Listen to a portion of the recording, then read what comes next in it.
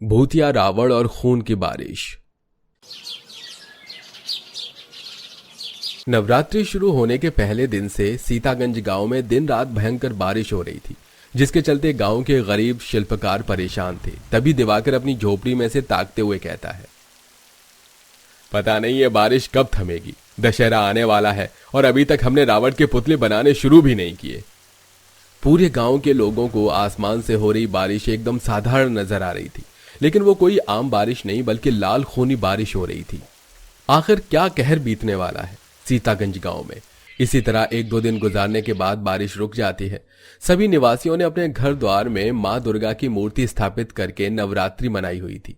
गांव के ज्यादातर परिवार शिल्पकार थे जो मूर्ति और रावण बनाते थे। सबसे विशाल दशहरा मेला सीतागंज गांव में ही लगता था। देखो दिवाकर भाई, आज तो मैंने एक दिन में 2 रावण तैयार कर लिए। तुमने कितने रावण बनाए? अरे मेरा तो अभी तक एक रावण भी तैयार नहीं हुआ राकेश।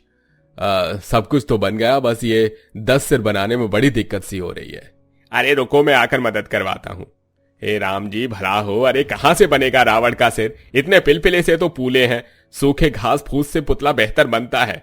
वैसे मैं जा रहा हूँ फूस लेने, तुम भी चल पड़ो, दोनों साथ में ले आएंगे। साल भर में एक बार दशहरा आता है, अगर इसमें भी अच्छी कमाई नहीं की तो कैसे गुजारा चलेगा भैया। ऐसी बातें करते हुए दोनों दोस्त जाने के लिए मन बनाते हैं। तभी झोपड़ी में से दिवाकर की पत्नी कंचन पुकारती है, अजी सुनते हो, आटे का व्रत वाला हलवा बनाया है, खाकर जाओ जहाँ जाना है। आकर खा लूंगा भाग्यवान, अभी खाने बैठूंगा तो देर लग जाएगी। घास फूस लेने जा रहा हूं जंगल। जंगल का नाम सुनते ही कंचन का दिल डर से तेज तेज धड़क उठता है, क्योंकि गांव के उस जंगल के कई भूतिया किस्से मशहूर थे। कंचन भागी भागी बाहर आकर बोलती है, टिंकू के बापू, जंगल में ज्यादा बखत मत लगाना, सूरज डूबने से पहले आ जाना। तुमको पता है ना, जंगल के अंदर भूत चुड़ैलों का साया है। अरे ठीक है, आ जाऊंगा भाग्यवान, तुम मुन्ना का ख्याल रखना। कुछ देर बाद दोनों जंगल की तरफ बढ़ते हैं, जहां दूर से ही देखने में वो जंगल बहुत ही ज्यादा भयंकर दिख रहा था। दोनों ने जैसे ही जंगल के अंदर कदम रखा, तभी बहुत सारे चील कौओं की टोली शोर मचाते हुए बाहर निकलती है, जिससे डर के मारे दोनों का गला सूखने लगता है। तभी एक अजीब बुजुर्ग सी बुढ़िया न जाने कहां से एकदम से उनके सामने आ जाती है। कौन हो तुम लोग और इस जंगल में क्या लेने आए हो? चले जाओ, मैं कहती हूँ चले जाओ यहाँ से, वरना बहुत पछताओगे। हाँ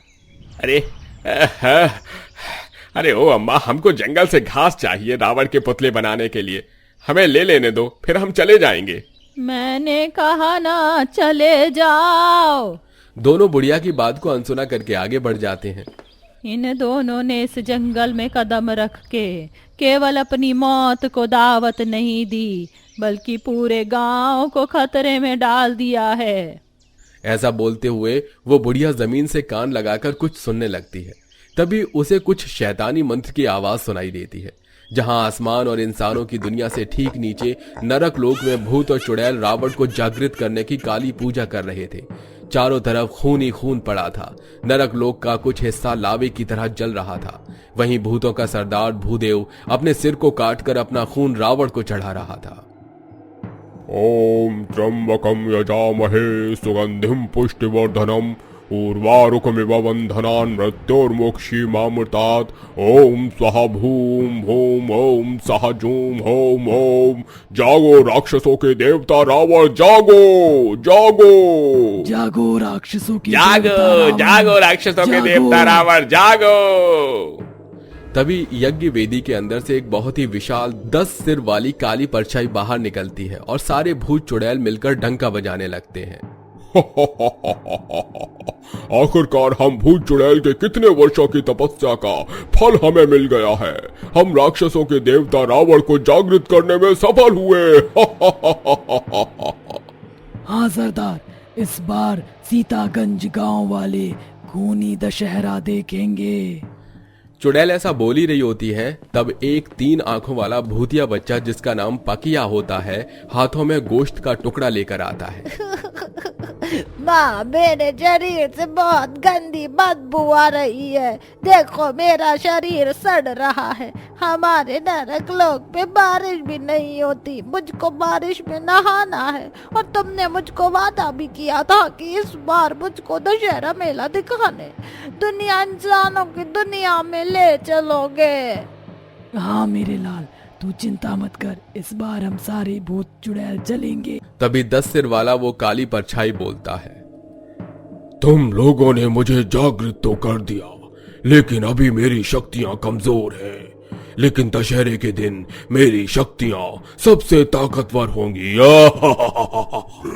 जोर जोर से हंसते हुए रावण की काली परछाई धरती को चीरते हुए सीतागंज गांव में भटकने लगती है, जहां गांव के सारे पुरुष रावण के विशाल बड़े बड़े पुतले बना रहे थे। देखते देखते रात ढल जाती है, जिसके बाद सब काम रोक कर अपने अपने झोपड़ियों में जाकर सो जाते हैं। तभी जैसे ही रात के 12 बजते हैं तो सीतागंज गांव का पूरा माहौल बदल जाता है। भयंकर तूफान उठता है, जिसके साथ आसमान एकदम काला हो जाता है और बारिश शुरू हो जाती है। तभी रावण राकेश के बनाए सबसे विशाल पुतले में समा जाता है और देखते ही देखते पुतले के 10 सिर की आंखें एकदम से लाल हो जाती हैं और बारिश होती देखकर बच्चा टिंकू बाहर आता है। ये हुरे, कितनी अच्छी बारिश हो रही है। अब तो मैं बारिश में भीगूंगा। बच्चा बाहर आकर जोर जोर से बारिश के पानी में उछल कूद मचाने लगता है। तभी बारिश की बूंद का रंग बदलकर लाल हो जाता है और खूनी बारिश होने लगती है। बच्चा बुरी तरह से डर जाता है।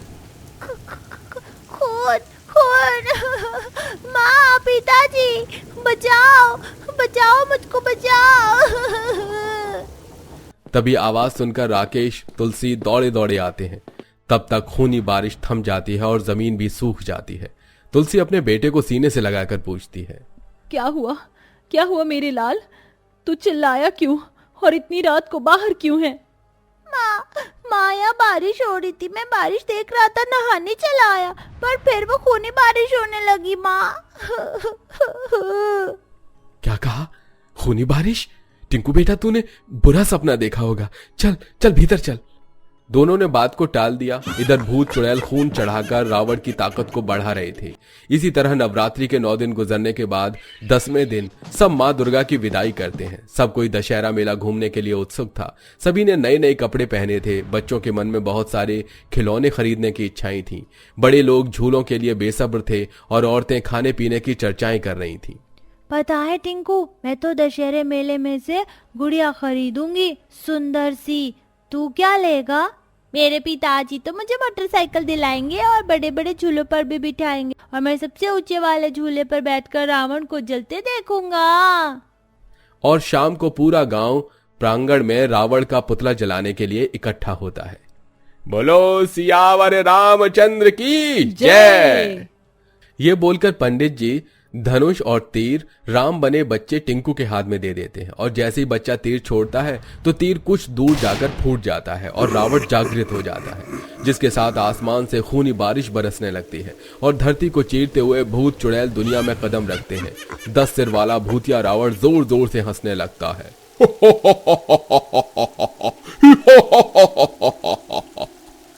पूरा गांव डर के मारे रावण को देख रहे थे। हे भगवान, ये क्या है पंडित जी?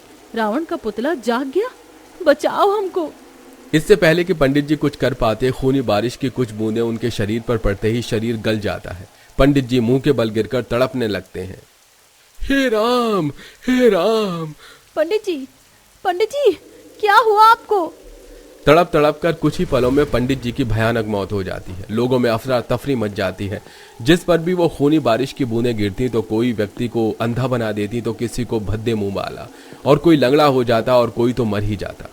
हे राम जी, ये हमारी सीतागंज गांव में कैसे खूनी बारिश हो रही है? सब लोग भागो, अपनी जान बचाकर भागो। जैसे ही सब लोग भागने लगते हैं, तभी विशाल भूतिया रावण अपने पंजों से लोगों को जीते जी कुचलकर मार डालता है। भूत चुड़ैल भी उसका साथ दे रहे थे। पूरा गांव खून का मैदान बन चुका था। हर जगह लाशों का ढेर पड़ा था। कहीं किसी झूले पर लोगों की लाश लटक रही थी, तो कहीं जमीन पर किसी के हाथ पांव कटे पड़े थे। सब लोग अपने अपने घरों की तरफ भागते हैं। अरे कंचन, जल्दी से रानी बिटिया को लेकर घर की तरफ भाग और किवाड़ बंद कर लेना। नहीं जी, मैं आपको छोड़कर नहीं जाऊंगी, आप भी चलो। अरे जा कंचन जा, वरना ये भूतिया रावण हमारा भी परिवार खत्म कर देगा। कंचन अपनी बेटी को लेकर भाग निकलते हैं, तभी भूतिया रावण उसे उठा लेता है। दिवाकर थर थर कांपते हुए भगवान श्री राम का नाम जपने लगता है। जय श्री राम, जय श्री राम, जय जय श्री राम, हे भगवान बचाओ, जय श्री राम, जय श्री राम। इस कलयुग में कोई राम अवतार नहीं लेगा, अब रावण का राज चलेगा। तभी एकदम से वही बुढ़िया आ जाती है। मुझे पता था कि ये होगा। मुझे रावण का वध करना होगा। राम नाम का ये तीर इस रावण के पेट में लगते ये भूतिया रावण मर जाएगा। ऐसा बोलकर राम भक्त बुढ़िया राम नाम का वो तीर, जो कि काफी सालों पुराना था, धनुष पर चढ़ाकर जैसे ही रावण को मारती है तो उसके पूरे शरीर में आग लग जाती है और एक एक सर कटकर जलने लगता है। उसकी दहाड़ से गांव की धरती फटने लगती है। नहीं नहीं नहीं, इस बार मैं नहीं मर सकता। जिसके साथ एक एक करके भूत चुड़ैल भी नष्ट होने लगते हैं और बुढ़िया ललकारते हुए कहती है, ये तेरा अंत है दुष्ट भूतिया रावण। एक बार फिर बुराई पर अच्छाई की जीत हुई। जैसे ही रावण का भूतिया पुतला जलता है, गांव में हो रही खूनी बारिश बंद हो जाती है और सबके दरवाजे खुल जाते हैं, जिसके बाद सब मिलकर राम सीता की पूजा करते हैं। अगर आपको हमारी ये कहानी पसंद आई हो तो कमेंट में जय श्री राम जरूर लिखिएगा। तो दोस्तों, अगर कोई गलत करता है तो उसका अंजाम भी गलत ही होता है। आपने सुना तो होगा कि बुराई पर हमेशा अच्छाई की जीत होती है, जैसा कि हमें हमारे राम जी सिखाते हैं कि हमें सही तरीके से बुराई का सामना करके उसका खात्मा करना चाहिए। तो आप भी इस दशहरा बुरी चीजों को खत्म करें और सुख शांति से दशहरा मनाएं। हैप्पी दशहरा।